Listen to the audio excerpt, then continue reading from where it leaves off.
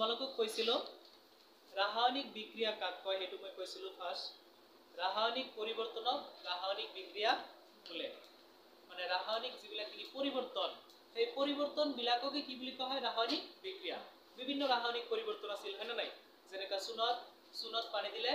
শিথিলিত চূন উৎপন্ন হয় এটো এটা কি আছিল ৰাসায়নিক পৰিৱৰ্তন আছিল আৰু এটো কি হ'ব ৰাসায়নিক বিক্ৰিয়া হ'ব তো এনেকুৱা যিমান ৰাসায়নিক পৰিৱৰ্তন আছে সকলোবিলাক কি ৰাসায়নিক বিক্ৰিয়া মানে ৰাসায়নিক পৰিৱৰ্তনকে কোৱা হয় ৰাসায়নিক বিক্ৰিয়া এতিয়া ৰাসায়নিক বিক্ৰিয়া বিলাকক বিভিন্ন ভাগত ভাগ কৰা হৈছে বিভিন্ন ধৰণৰ ৰাসায়নিক বিক্ৰিয়া আছে বিভিন্ন ৰাসায়নিক বিক্ৰিয়া বিলাক আছে মানে ৰাসায়নিক পৰিৱৰ্তন বা ৰাসায়নিক বিক্ৰিয়া বিভিন্ন ধৰণৰ আছে হ'ব বিভিন্ন ধৰণৰ ৰাসায়নিক বিক্ৰিয়া বা ৰাসায়নিক পৰিৱৰ্তন আছে বিভিন্ন ধৰণৰ তো আমাৰ ইয়াতে যিবিলাক কি ৰাসায়নিক বিক্ৰিয়া বা ৰাসায়নিক পৰিৱৰ্তন আছে সেই ৰাসায়নিক বিক্ৰিয়া বা ৰাসায়নিক পৰিৱৰ্তনক আমাৰ এই ক্লাস 10 ত চাৰিটা ভাগত ভাগ কৰা হৈছে গতিকে ৰাসায়নিক বিক্ৰিয়াক কেইটা ভাগত ভাগ কৰা হৈছে চাৰিটা ভাগত ভাগ কৰা হৈছে ৰাসায়নিক বিক্ৰিয়া তো আমি সেই ভাগ বা প্ৰকাৰ বিলাক চাম ৰাসায়নিক বিক্ৰিয়াৰ ভাগ কেইটা ইয়াতে কেইটা চাৰিটা ক'ব নালাগে ডাইৰেক্ট আহিব তো ৰাসায়নিক বিক্ৰিয়াৰ ভাগ চাৰিটা ৰাসায়নিক বিক্ৰিয়াৰ প্ৰকাৰ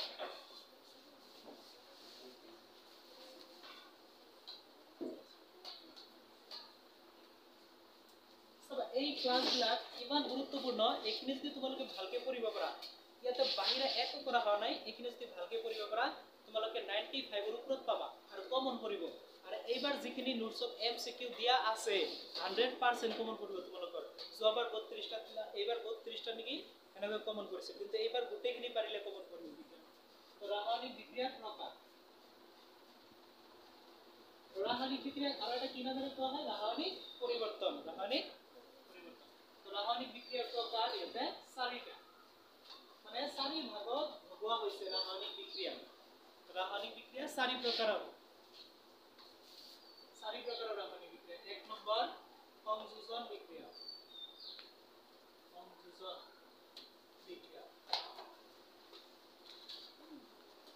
দুই নম্বৰ বিযোজন বিক্ৰিয়া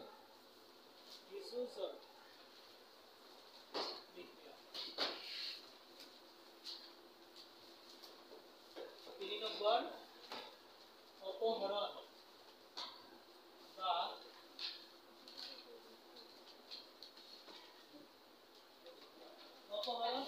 প্ৰতিস্থাপন বিক্ৰিয়া আৰু শেষত 4 নম্বৰত আছে দ্বি অপহৰণ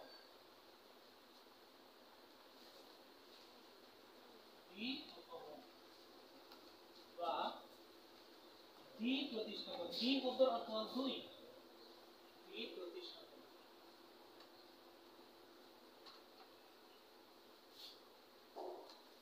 তোমালোকক এটা কথা কৈ ৰাখো যেহেতু তোমালোকে দেখিছা মই বাৰে কৈ থাকো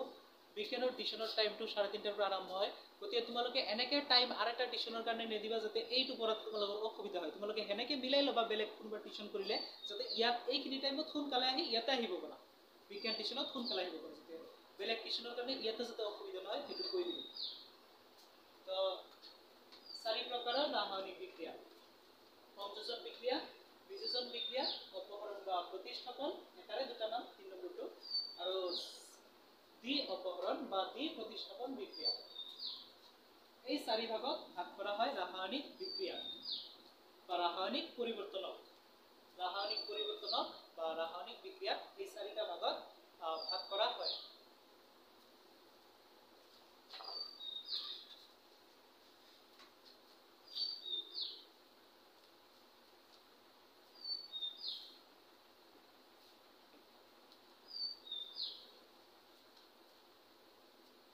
এতিয়া আমি যদি কি করো তোমালোকে দেখিছিলা আমি হেদিনা রাসায়নিক বিক্রিয়া লিখিছিলো কেইটামান হয়নে রাসায়নিক বিক্রিয়া বিলাক লিখিছিলো না বা রাসায়নিক পরিবর্তন বিলাক লিখিছিলো তো রাসায়নিক বিক্রিয়া লিখিছিলো তার পিছত হেতু কি হলে হলনি কৰিছিলো ৰাসায়নিক সমীকৰণলৈ হলনি কৰিছিলো তো ৰাসায়নিক বিক্ৰিয়া কেনেকে ৰাসায়নিক সমীকৰণলৈ হলনি কৰে যদি কি কৰা হয় দীঘল ৰাসায়নিক বিক্ৰিয়া এটাক যদি কিহৰ সহায়ত লিখা হয় চিহ্নৰ সহায়ত চমুকৈ লিখা হয় ৰাসায়নিক বিক্ৰিয়াক যদি কি কৰা হয় ৰাসায়নিক বিক্ৰিয়াক চিহ্নৰ সহায়ত চমুকৈ লিখিলে তেতিয়া ৰাসায়নিক বিক্ৰিয়াৰ নাম হৈ যায় কি ৰাসায়নিক সমীকৰণ তো তোমালোকে দেখিছিলা আমি কেনেকৈ যিবিলাক কি ৰাসায়নিক বিক্ৰিয়া আছে এইটো এটা ৰাসায়নিক বিক্ৰিয়া মেগনেছিয়ামৰ ফিতা জ্বলালে মেগনেছিয়াম অক্সাইড উৎপন্ন হয় এটো কি বিক্রিয়া রাসায়নিক বিক্রিয়া বা রাসায়নিক পরিবর্তন তো এই রাসায়নিক বিক্রিয়া বা রাসায়নিক পরিবর্তনক আমি কি কৰিব পাৰো ৰাসায়নিক সমীকৰণলৈ সলনি কৰিব পাৰো খালি এই যেটো নেকি আমাৰ ৰাসায়নিক বিক্ৰিয়া আছে বা দীঘল বাক্যটো আছে এটোক আমি খালি কিহৰ সহায়ত লিখিব লাগিব চমুকৈ চিহ্নৰ সহায়ত চমুকৈ লিখিলে বিক্ৰিয়াটোকে কি বুলি কোৱা হয় ৰাসায়নিক रासायनिक बिक्रिया तेतिया चिन्ह सहायत लिखिले कि कय चमुকৈ लिखिले रासायनिक समीकरण तो ইয়াতে যিবিলাক নেকি আমাৰ ৰাসায়নিক বিক্ৰিয়া আছে সংযোজন বিক্ৰিয়া বিযোজন বিক্ৰিয়া অপহৰণ বিক্ৰিয়া দ্বি অপহৰণ বিক্ৰিয়া এই চাৰিওটাই কি বিক্ৰিয়া এই চাৰিওটাই হল ৰাসায়নিক বিক্ৰিয়াৰ প্ৰকাৰ এই চাৰিটা ৰাসায়নিক বিক্ৰিয়াৰ প্ৰকাৰ তাৰ মানে ৰাসায়নিক বিক্ৰিয়া চাৰি প্ৰকাৰৰ তো আমি এইবিলাকৰ কাৰণে যিবিলাক কি ৰাসায়নিক বিক্ৰিয়া পাম সংযোজন বিক্ৰিয়াত আমি ৰাসায়নিক বিক্ৰিয়া পাম বিযোজন বিক্ৰিয়াত আমি ৰাসায়নিক বিক্ৰিয়া পাম অপহৰণ বা প্ৰতিস্থাপন বিক্ৰিয়াত আমি ৰাসায়নিক বিক্ৰিয়া পাম মানে চাৰিওটাতে কিছুমান বেলেগ বেলেগ ধৰণৰ বিক্ৰিয়া পাম ইয়াতে যেনেকুৱা বিক্ৰিয়া পাম ইয়াতে তেনেকুৱা নাপাও তো চাৰিওটাতে বেলেগ বেলেগ ধৰণৰ কি বিক্ৰিয়া পাম ৰাসায়নিক বিক্ৰিয়া পাম এইবিলাক চাব অলপ পিছতে তো এই চাৰিওটাতে আমি যিবিলাক কি ৰাসায়নিক বিক্ৰিয়া পাম ইয়াতে ৰাসায়নিক বিক্ৰিয়া পাম ইয়াতে পাম তৰা সেই চাৰি ধৰণৰ ৰাসায়নিক বিক্ৰিয়াক আমি কি কৰিব পাৰিম ৰাসায়নিক সমীকৰণলৈ সলনি কৰিব পাৰিম কাৰণ আমি ৰাসায়নিক বিক্ৰিয়া কিহলৈ সলনি কৰিব পাৰো ৰাসায়নিক সমীকৰণলৈ সলনি কৰিব পাৰো আৰু ৰাসায়নিক সমীকৰণলৈ যদি সলনি কৰিব লাগে তেনেহলে আমাৰ কি জানিব লাগে বিক্ৰিয়াক ৰাসায়নিক বিক্ৰিয়াক সমীকৰণলৈ সলনি কৰিবলৈ কি লাগে চিহ্ন লাগে ভেৰি গুড ৰাসায়নিক বিক্ৰিয়াক ৰাসায়নিক সমীকৰণলৈ সলনি কৰিবলৈ আমাৰ লাগিব চিহ্ন হয়নে নাই সেই কাৰণে তোমালোকক ইয়াতে চিহ্ন দিয়া হৈছে যাতে তোমালোকে কি কৰিব পাৰা প্ৰথমতে দুনিয়াকৈ চিহ্নবিলাক জানা মানে কোনটো চিহ্নৰ কি নাম হয়নে নাই তো তোমালোকে যদি কোনটো চিহ্নৰ কি নাম সেইটো জানা তেনেহলে তোমালোকে কি কৰিব পাৰিবা ৰাসায়নিক বিক্ৰিয়াবিলাকক এইবিলাক এনেকুৱা ধৰণৰ অপহৰণ বিক্ৰিয়া বা দ্বি অপহৰণ বিক্ৰিয়া যেনেকুৱা ৰাসায়নিক বিক্ৰিয়াই নহওক সেইবিলাকক তোমালোকে কিহলৈ সলনি কৰিব পাৰিবা ৰাসায়নিক সমীকৰণলৈ সলনি কৰিব পাৰিবা কিন্তু যদি চিহ্ন নাজানা তেনেহলে ৰাসায়নিক সমীকৰণলৈ সলনি কৰিব নোৱাৰা যেনেকুৱা মই এটা ৰাসায়নিক বিক্ৰিয়াক সমীকৰণলৈ সলনি কৰি দেখাম চিহ্নৰ সহায়ত লিখিলে ৰাসায়নিক সমীকৰণ কোৱা হয় যোৱাকালি আমি যে কৈছিলো তাৰে পৰা এটা ৰাসায়নিক বিক্ৰিয়া কোনোবাই ক'ব পাৰিবা নাই সূৰ্য কোৱা যোৱাকালি যে আমি কৈছিলো এটা ৰাসায়নিক বিক্ৰিয়া কোৱা গুৰুত্ব দিবা এই ভিডিঅ'বিলাক কিয় দিয়া হৈছে তোমালোকৰ কাৰণে ইয়াতে একবাৰ হয় ভিডিঅ'টো একবাৰ চোৱাৰ কাৰণে দিয়া হৈছে দুইবাৰ চাই মনত কৰিব পাৰা তথাপি যদি নোচোৱা কেনেকৈ হ'ব তেনেহলে যিসকলে এই 2 দিন অহা নাই সেইসকলে ভিডিঅ'বিলাক চাবা হা 2 ঘণ্টা চালে হৈ যাব 1 ঘণ্টা 1 ঘণ্টা 2 ঘণ্টা 1 ঘণ্টা কৰি এটা ভিডিঅ' নেহামণি কোৱাচোন ৰাসায়নিক বিক্ৰিয়া এটা থিয় হৈ কোৱা এটা উদাহৰণ বাক্য কোৱা পুৰা সোণত পানী দিলে ভেৰি গুড তো তেও এটা ৰাসায়নিক বিক্ৰিয়া কৈছে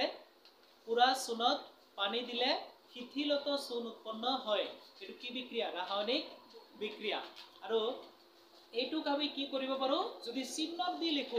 দি লিখিলে এটো কি বুলি কোৱা হ'ব ৰাসায়নিক সমীকৰণ পুৰা সোণত আগৰ ভিডিঅ'বিলাক নাচালে নোৱাৰা কিন্তু চাই লবা পুৰা সোণত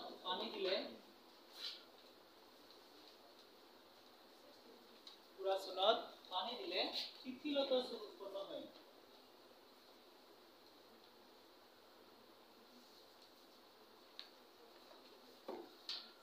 এইবিলাক ইমান সহজ নহয় যে ইয়াতে কৈ ৰিজাইট কৰি দি কিটা ভৰি থাকিবা আটা মাৰি থাকিবা তেনেহলে নোৱাৰা তো এইটো হল ৰাসায়নিক বিক্ৰিয়া এটো কিহৰ কাৰণে ৰাসায়নিক বিক্ৰিয়া কাৰণ এইটো হল ৰাসায়নিক পৰিৱৰ্তন সকলো ৰাসায়নিক পৰিৱৰ্তনক কোৱা হয় ৰাসায়নিক বিক্ৰিয়া। যিমান ৰাসায়নিক পৰিৱৰ্তন আছে, এইটো কিহৰ কাৰণে ৰাসায়নিক পৰিৱৰ্তন আৰু তাৰ কাৰণে এইটো ৰাসায়নিক বিক্ৰিয়া? কিহৰ কাৰণে ৰাসায়নিক পৰিৱৰ্তন এইটো? কাৰণ চূণ আৰু পানী মিলি হৈছে শিথিলত চূণ, নতুন বস্তু উৎপন্ন হৈছে। দুটা বস্তু মিহলি হৈ যদি নতুন বস্তু উৎপন্ন হয়, তেতিয়াহ'লে সেইবিলাক পায় ৰাসায়নিক পৰিৱৰ্তন। শিথিলত চূণ উৎপন্ন হৈছে, চূণত পানী দিয়াৰ লগে লগে লগতে আৰু কি হয়? গৰম হয়। গৰম হয় না? উষ্ণতা বা তাপ উৎপন্ন হয় আৰু লগতে বুৰ কৰি এটা গেছ ওলায়, হয় না? তো গেছ উৎপন্ন হলে,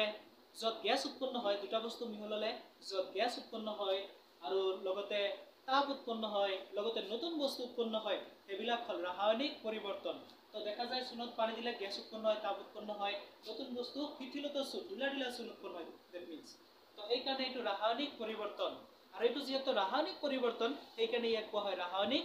বিক্ৰিয়া। কি বুলি কোৱা হয়? ৰাসায়নিক বিক্ৰিয়া। এইটো ৰাসায়নিক পৰিৱৰ্তন, সেয়ে এইটো ৰাসায়নিক বিক্ৰিয়া। আৰু এই ৰাসায়নিক বিক্ৰিয়াক আমি কিহলৈ সলনি কৰিব পাৰিম? ৰাসায়নিক সমীকৰণলৈ সলনি কৰিব পাৰিম। কিহৰ সহায়ত লিখিলে?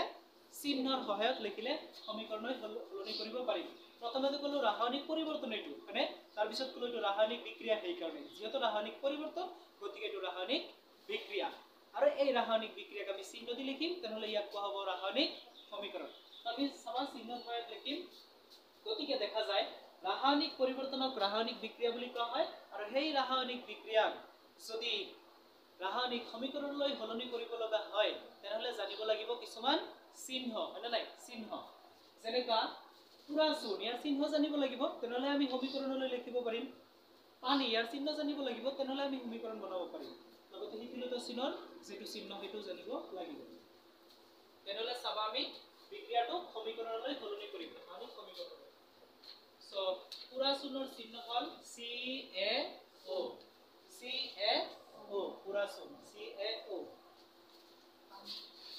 প্লাছ, মানে এই দুটা প্লাছ চিহ্নৰ সহায়ত একলগে লিখা হয়। পুৰা চূণত কি যোগ কৰা হৈছে, কি মিহলোৱা হৈছে, সেইটো বুজাৰ কাৰণে প্লাছ দিয়া হয়। পুৰা চূণত মিহলি কৰা হৈছে কি? পানী। পানীৰ চিহ্ন হ'ল H2O, পুৰা চূণৰ চিহ্ন CaO। এতিয়া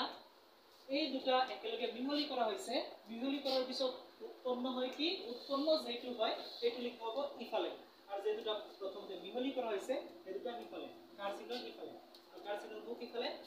তো পানী দিয়াৰ লগে লগে চূণত উৎপন্ন হৈছে শিথিলত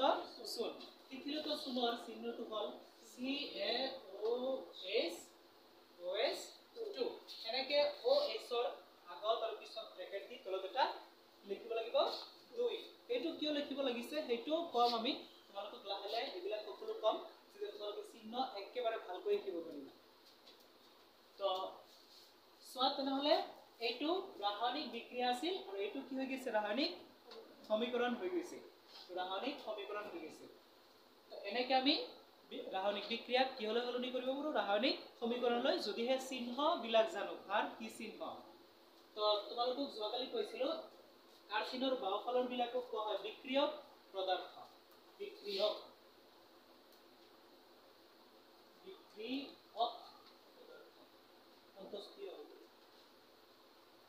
বিক্ৰিয়ক পদাৰ্থ। ইয়াক কোৱা হয় বিক্ৰিয়াজাত পদাৰ্থ।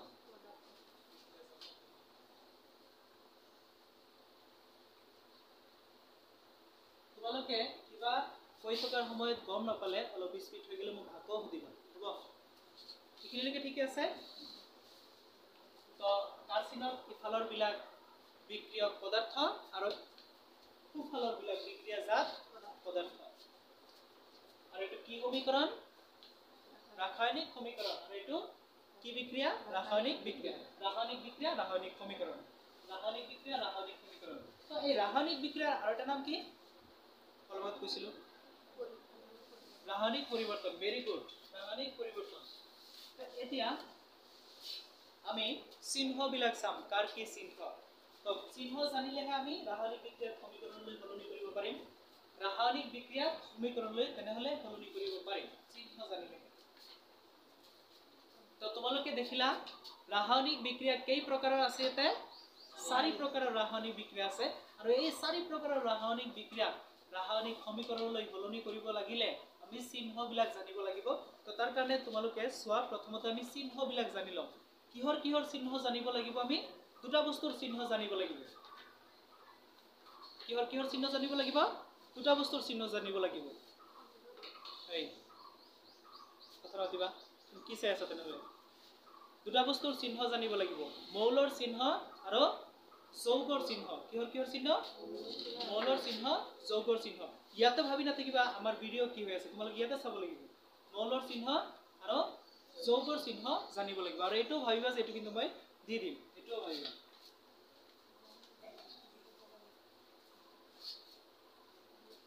তেনেহলে ৰাসায়নিক সমীকৰণ লিখিবলৈ আমি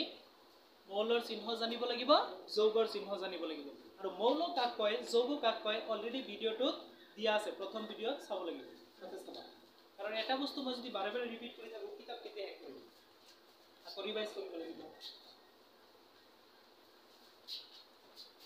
এবাৰ তোমালোকৰ গুৰুত্ব মই আৰু ভালকৈ দিম যোৱাবাৰ কৈ যাতে তোমালোকে সকলোৱে লেটাৰ পোৱা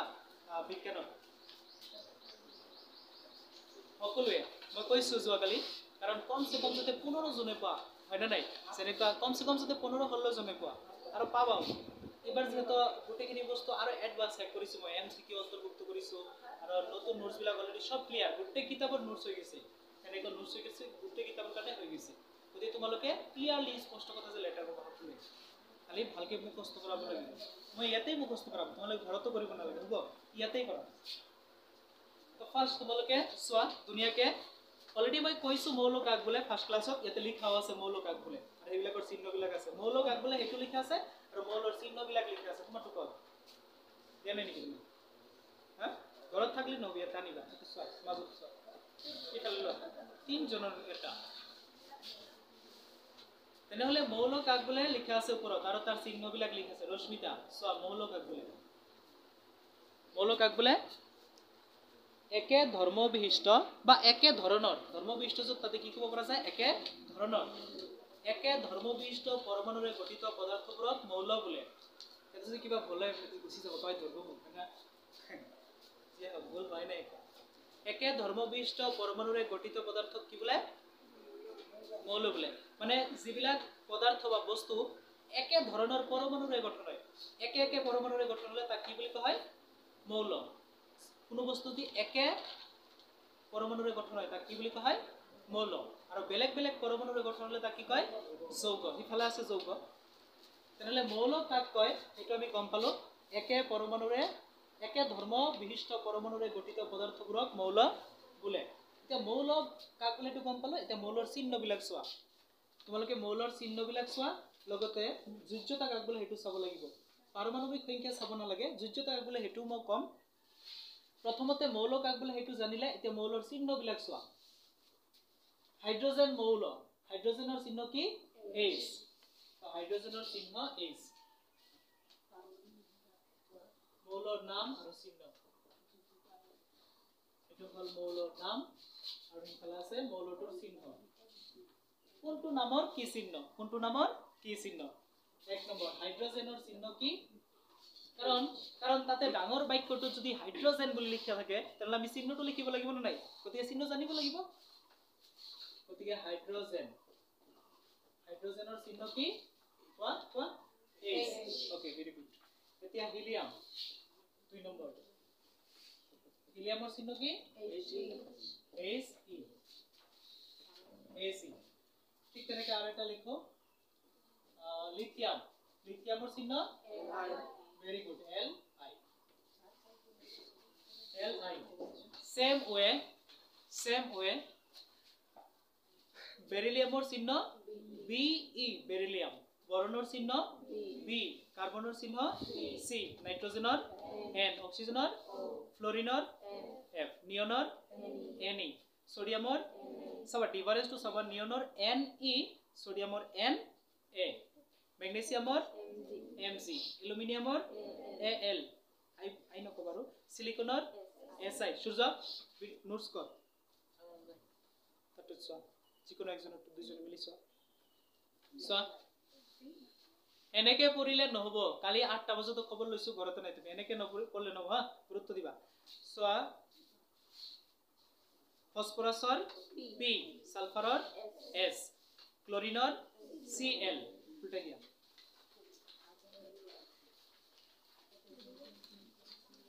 আৰ্গনৰ চিহ্ন AR, পটাছিয়ামৰ K, কেলছিয়ামৰ CA, জিংকৰ ZN, সিলভাৰৰ AG, লেডৰ সোয়া নামৰ লগত কিন্তু চিহ্নৰ লগত মিল নাই লেড হলে LD এনেকৈ কিবা হ'ব লাগিছিল কিন্তু নহয় PB লেডৰ চিহ্ন কি PB লেড হলে PB বেৰিয়ামৰ চিহ্ন BA লাস্ট বেঞ্চ পে অ্যাটেনশন বেৰিয়ামৰ চিহ্ন BA মেংগানিছৰ MN মাৰ্কিউৰিক সবা যদি কবাত এনএনকে লিখা হয় Hg2+ মানে মাৰ্কিউৰিকৰ চিহ্ন Hz2+ মাৰ্কিউৰিক আৰু মাৰ্কিউৰাছৰ চিহ্ন কি Hz+ মাৰ্কিউৰাছ ফেৰাছৰ চিহ্ন কি Fe2+ এনেকুৱা Fe2+ ওপৰত 2+ ফেৰাছ আৰু তাৰ তলত আছে ফেৰিকৰ চিহ্ন কি Fe3+ সব ফেৰাছ আৰু ফেৰিকৰ ডিফাৰেন্স কি মই তোমালোকক দেখাম এগুলাকৰ ডিফাৰেন্স 3+ আৰু 2+ এগুলা কি আসলতে সোয়া এটা দেখাও মই ওপৰত ফেৰাছটো দেখাও মই ধৰা হল মই কৈছো ফেৰাছ অক্সাইড কবাত সাপোজ এনেকে লিখা আছে ফেৰাছ অক্সাইড উৎপন্ন হয় কোন এটা ৰাসায়নিক বিক্ৰিয়াত ধৰা লিখা আছে ফেৰাছ অক্সাইড উৎপন্ন হয় গতিকে ফেৰাছ অক্সাইড এটা লিখিব পাৰিব লাগিব হয় না নাই ফেৰাছ অক্সাইড লিখিব পাৰিব লাগিব তেতিয়া গতিকে ফেৰাছ মানে কি Fe2+ মানে ফেৰাছ হয় না নাই Fe2+ মানে ফেৰাছ আৰু অক্সাইড মানে হল অক্সিজেন তোমালোকে জানা ইয়াতে Fe মানে Fe2+ মানে ফেৰাছ আৰু অক্সিজেন মানে O এটা তোমালোকে জানা অক্সিজেনৰ যোজ্যতা হল 2 অক্সিজেনৰ যোজ্যতা কিমান 2 যোজ্যতা আসলে হিটো কম এটা খালি জানি লোৱা 2 যোজ্যতা এই দুইটো ইয়াতে আহিব এই দুইটো এই তলত আহিব আৰু এই দুইটো ইয়াৰ তলত আহিব আৰু তেতিয়া লিখিলে হৈ যাব একলগে লিখিলে হৈ যাব ফেৰাছ অক্সাইডৰ চিহ্ন O আৰু ফেৰাছৰ চিহ্ন Fe2+ এতিয়া এই দুইটাৰ তলত দুই আছে ওপৰত দুই আছে না ইয়াৰ ওপৰত এটা 2 আছে এই দুইটো ইয়াৰ তলত লিখা লাগিব ইয়াৰ ওপৰত এটা 2 আছে এই দুইটো ইয়াতে লিখা লাগিব তেনেহলে হৈ যাব ফেৰাছ অক্সাইড একেলগে এনেকা Fe2O2 ফেৰাছ অক্সাইড আৰু আমি যদি এনেকে লিখো এই ইয়াৰ ইয়াতে যেটো 2 আছে এটো যদি ইয়াতে লিখো আৰু এইটো এটা আছিল ফেৰিক এটো ফেৰিক নে ফেৰিক তলত লিখা আছে Fe3+ এই 3 টো যদি আমি ইয়াতে লিখো ইয়াৰ 3 যদি ইয়াতে লিখো তেনেহলে হৈ যাব ফেৰিক অক্সাইড এবিলাক দুনিয়াকে কম ফাৰ্ষ্টত আমি চিহ্ন জানি লও তাৰ পিছত চোৱা তোমালোকে টাইটেনিয়ামৰ চিহ্ন Ti এতিয়া আমি যৌগ চাম যৌগ বিলাকত একে পৰমাণু থাকে না বেলেগ বেলেগ পৰমাণু থাকে গতিকে বেলেগ বেলেগ পৰমাণুৰে গঠিত পদাৰ্থক যৌগ বোলে বেলেগ বেলেগ পৰমাণুৰে গঠিত পদাৰ্থক যৌগ বোলে ক্লিয়াৰ না কথাটো ওকে তেনেহলে তোমালোকে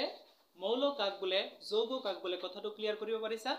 একে পৰমাণুৰে গঠিত পদাৰ্থক মৌল বোলে বেলেগ বেলেগ পৰমাণুৰে গঠিত পদাৰ্থক যৌগ বোলে একদম ক্লিয়াৰ ওকে এতিয়া আমি যৌগ চাম তে লিখা আছে বেলেগ বেলেগ ধৰ্ম বিশিষ্ট পৰমাণুৰে গঠিত পদাৰ্থক যৌগ বোলে তো যৌগৰ চিহ্নবিলাক চোৱা যৌগ আৰু চিহ্ন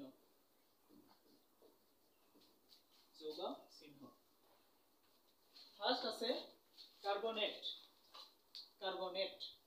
নম্বৰ কাৰ্বনেটৰ চিহ্ন কি CO3 ওপৰত আছে 2 2 আমি চিহ্ন লিখাৰ সময়ত ওপৰত 2 2 নেলেখো 2 মানে হল যোজ্যতা ওপৰত যেটো 2 আছে এটো হল যোজ্যতা ওপৰত দুটো কি যোজ্যতা আগৰ চিহ্ন জানাৰ কাৰণে এতে লিখি লৈছো যেতে তোমালোকক আমি যেতে কি লিখিম ৰাসায়নিক সমীকৰণ লিখিম তেতিয়া চিহ্নটো কি কৰিব লাগে তেতিয়া বুজাই দিম হা তেতিয়া চিহ্ন জানিব লাগিব না তে জানি লও কাৰ্বনেটৰ চিহ্ন CO3 2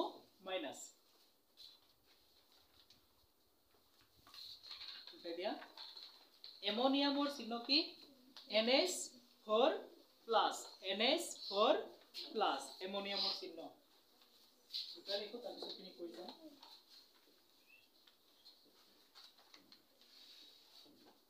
এইখিনি জানিলে গোটেই কিতাপটো সহজ হৈ যাব কাৰণ এইখিনি গোটেই কিতাপত লাগে এমোনিয়ামত NH4+ NH4+ তাৰ পিছত সালফাইডৰ চিহ্ন কি H2 মাইনাস কিন্তু যেতিয়া আমি ৰাসায়নিক সমীকৰণ লিখিম ওপৰৰ 2 মাইনাস 3 মাইনাস হেবিলাক লিখা নহয় খালি H2 লিখা হ'ব সালফাইডৰ চিহ্ন কি SO4 কিন্তু তলত 4 থাকিলে বা 5 থাকিলে হেবিলাক লিখা হ'ব সালফাইড সো ফাৰ্ষ্টটো আছিল সালফাইড ড আছিল হয়নে তাৰ পিছতটো সালফাইড ট তাৰ পিছত নহয় ফাৰ্ষ্টটো সালফাইড ড তাৰ পিছতটো সালফেট ট তাৰ পিছতটো সালফাইড অলপ বেলেগ না বেলেগ তো সালফাইড 5 নম্বৰটো সালফাইডৰ চিহ্ন কি SO3 তাৰ পিছত আছে ফসফেটৰ চিহ্ন কি PO4 3 মাইনাস ফসফেট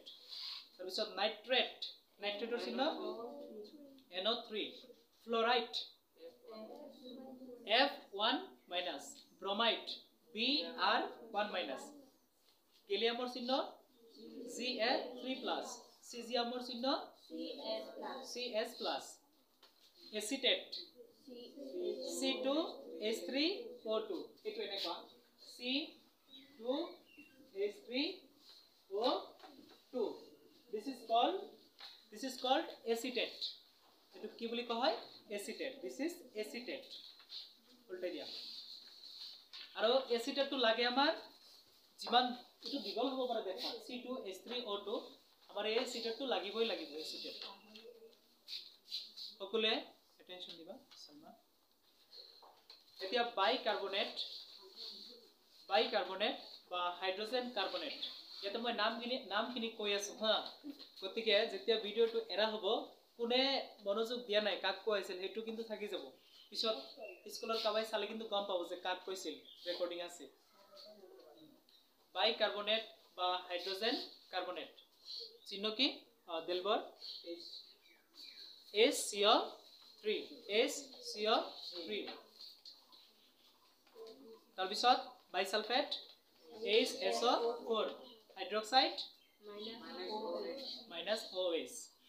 মানে OH মাইনাস নকলে হ'ব OH chlorate ClO3 minus dichromate Cr2O7 2 minus উপৰৰ যিবিলাক আছে 2 মাইনাস 3 মাইনাস 1 মাইনাস বা 1 প্লাস এবিলাক হল যুজ্যতা এবিলাকক কোৱা হয় যুজ্যতা হাইড্রোজেন সালফেট HSO4 এটো কেনেকৈ লিখা হয় HSO4 হাইড্রোজেন সালফেট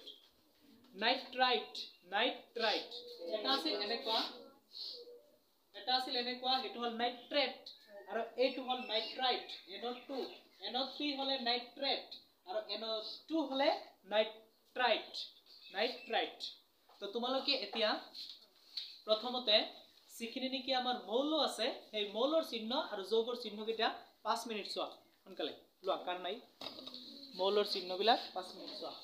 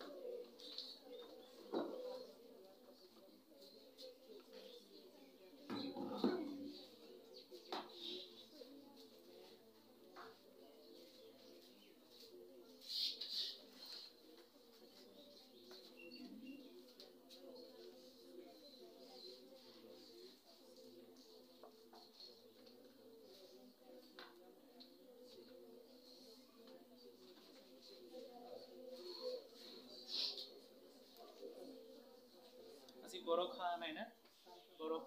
না এবসেন্ট কৰলে হবো এনেকুৱা ৰেগুলাৰ